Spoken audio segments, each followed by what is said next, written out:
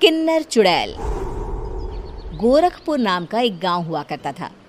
उस गांव में ज्यादा लोग नहीं रहते थे। उस गांव में एक गर्भवती विधवा औरत रहती थी।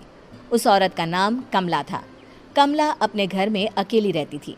उसके पति की सारी जायदाद उसके नाम हो गई थी, पर सभी गांव वाले उस औरत को मनहूस औरत समझा करते थे और सभी उससे नफरत किया करते थे। एक बार कमला राशन की दुकान पर खाने का सामान खरीदने जाती है। भैया जी, जरा 1 किलो दाल चावल देना। अरे हाय हाय हाय हाय हाय! अरे मनहूस औरत, मेरी दुकान में अपशुगन करवाने आ गई क्या? हैं? चल जा यहाँ से, मैं कुछ नहीं देने वाला हूँ तुझे। भाग भाग यहाँ से, चल जा, निकल।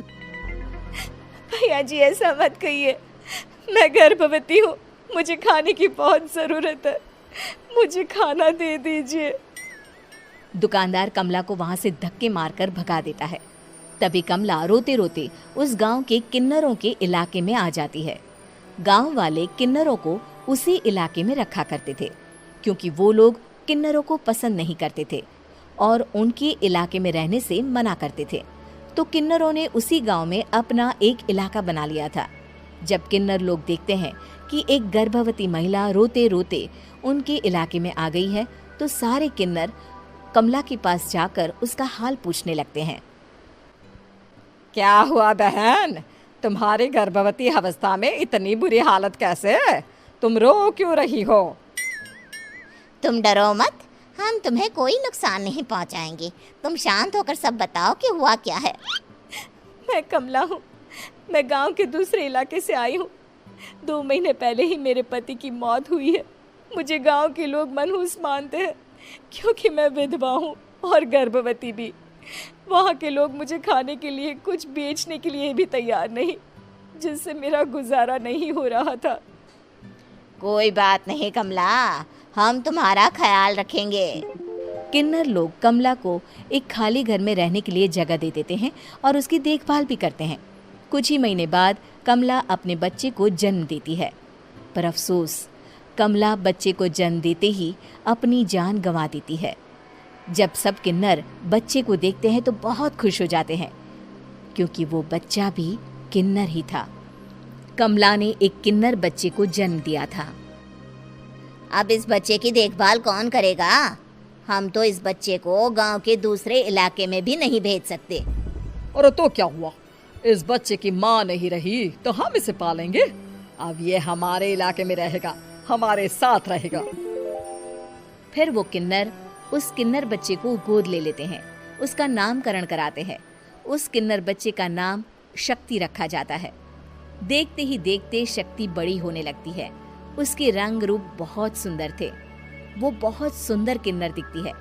एक दिन शक्ति एक किन्नर से पूछती है, माँ जी सुनिए ना, ये गांव के दूसरे इलाके में भी तो लोग रहते हैं, तो हम वहाँ क्यों नहीं जाते? हम उनसे अलग क्यों रहते हैं? शक्ति, क्योंकि वो लोग हमारे जैसे नहीं, वो लोग हमें पसंद नहीं करते, इसीलिए हम उनसे अलग रहते हैं। क्यों? वो हमें क्यों पसंद नहीं करते? मुझे एक बार उस इलाके में जाना है, मैं एक बार वहाँ जाकर घूम कर आऊँ। शक्ति, खबरदार, जो तू उस इलाके में कभी भी गई तो अपनी जान नहीं गंवाना चाहती तो उस इलाके में कभी कदम भी नहीं रखेगी, समझी? इतना कहकर वो किन्नर वहाँ से चली जाती है। शक्ति उस किन्नर की बात सुनकर बहुत रोती है।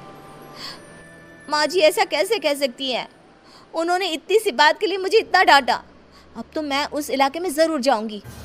फिर एक दिन शक्ति गांव के दूसरे इलाके में चुपके से जाती है। ये लोग तो हमारे जैसे ही इंसान हैं, तो ये हमसे नफरत क्यों करते हैं? जब शक्ति उस इलाके में पहुंचती है तो गांव के सारे आदमी उसके रूप से मोहित हो जाते हैं। वो लोग ये अंदाज़ा नहीं लगा पाते कि वो किन्नर है। शक्ति की सुंदरता देखकर सारे गांव वाले उसकी तारीफ करने लगते हैं। तभी गांव का चक्कर लगाने गांव के जमींदार का बेटा हर्ष वहां पहुंचता है। हर्ष भी दिखने में बहुत सुंदर होता है। जब हर्ष ने शक्ति को देखा तो वो भी उससे मोहित हो गया, और जब शक्ति की नज़र हर्ष पर पड़ी तो वो हर्ष को देखकर मोहित हो गई। आपको पहले कभी इस गांव में देखा नहीं। इस गांव में आप नए हैं क्या? जी नहीं, वो मैं बस। तभी शक्ति बोलते बोलते रुक जाती है और मन में सोचने लगती है, अगर मैंने इनको बता दिया कि मैं दूसरे इलाके से आई हूँ तो वो समझ जाएंगे कि मैं किन्नर हूँ, इसलिए मुझे इनसे झूठ ही बोलना पड़ेगा। शक्ति हर्ष को कहती है, जी हाँ, मैं इस गांव में नई आई हूँ, यहाँ अकेली रहती हूँ। वैसे आप कौन है? आप भी इसी गांव में रहते हैं? जी हाँ, मैं इस गांव के जमींदार का बेटा हूँ। आपको किसी भी चीज की जरूरत पड़े तो आप मुझे बता देना, मुझे अच्छा लगेगा। ऐसे ही शक्ति और हर्ष एक दूसरे से रोज मिलने लगते। वो दोनों अपने प्यार का इजहार करने एक दूसरे से मिलने जाते हैं। तभी शक्ति का पीछा करते करते एक किन्नर वहां आ जाती है। शक्ति, शक्ति, मैं तुमसे बहुत प्यार करता हूँ। मैं तुमसे शादी करना चाहता हूँ। क्या तुम मुझसे शादी करोगी? हाँ हर्ष, मैं तुमसे शादी करूँगी, पर मैं तुमको अपने बारे में एक सच्चाई बताना चाहती हूँ जो मैंने तुमसे छुपा कर रखी है। तभी उनके बीच में ही वो किन्नर आ जाती है। शक्ति, तेरी हिम्मत कैसे हुई ऐसा करने की? वो किन्नर शक्ति को खींचकर गांव के जमींदार के पास ले जाती है। हर्ष भी वहां शक्ति को बचाने के लिए पहुंच जाता है। जमींदार शक्ति और हर्ष के प्यार के बारे में सुनकर गुस्से में आ जाता है और शक्ति को गांव के बाहर निकालने की सजा देता है। शक्ति ये बात सहन नहीं कर पाती और कुएं में कूदकर अपनी जान दे देती है। जमींदार हर्ष की शादी गांव की एक लड़की से करवा देता है, पर हर्ष इस शादी से खुश नहीं होता। शक्ति अपना बदला लेने के लिए मरने के बाद किन्नर चुड़ैल बन जाती है। अब मैं इन गाँव वालों को नहीं छोड़ूंगी, अब इनसे मैं अपने प्यार का बदला लूंगी। किन्नर चुड़ैल गांव वालों को परेशान करना शुरू कर देती है। एक बार वो रात को गांव के खेतों में पहुंच जाती है और वहां आग लगा देती है। सारी फसल जल के राख हो जाती है। जब एक आदमी रात को उठकर देखता है कि खेत में आग लग गई है तो वो वहां पहुंच जाता है। वो देखता है कि खेतों के बीचों बीच एक किन्नर चुड़ैल खड़ी है और वहां खड़े होकर ताली बजा रही है। गांव वाला किन्नर चुड़ैल को देखकर बेहोश हो जाता है। जब सुबह उस आदमी को होश आता है तो वो सीधा जमींदार के पास जाता है। अरे जमींदार साहब, अरे वो किन्नर चुड़ैल ने मेरी सारी फसल जला दी। अब मैं क्या करूंगा? क्या होगा मेरा? जमींदार चुड़ैल किन्नर का नाम सुनते ही सब कुछ समझ जाता है। अब वो बहुत डर जाता है। उसी रात को जब जमींदार डर के मारे अपने कमरे में सो नहीं पाता, तभी वहां अचानक से किन्नर चुड़ैल आ जाती है। किन्नर चुड़ैल जोर जोर से जमींदार के आगे खड़ी होकर हंसने लगती है और ताली बजाने लगती है। जमींदार उस डरावनी किन्नर चुड़ैल को देखकर बहुत डर जाता है। तूने मेरे साथ बहुत बुरा किया, अब मैं तुझे जान से मार दूंगी। नहीं नहीं नहीं नहीं नहीं, मुझे माफ कर दो, मुझे मत मारो। मैं कभी ऐसा दोबारा नहीं करूंगा। अब तुम जो बोलोगी वही मैं करूंगा।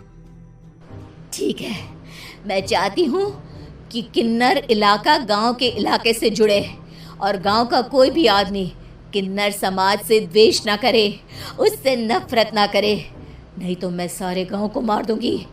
और तुम गांव में एक नया कानून बनाओ कि अगर किसी ने भी किन्नर समाज को हानि पहुंचाने की कोशिश भी करी या इनसे भेदभाव करने की भी कोशिश करी तो उनको कड़ी से कड़ी सजा मिलेगी।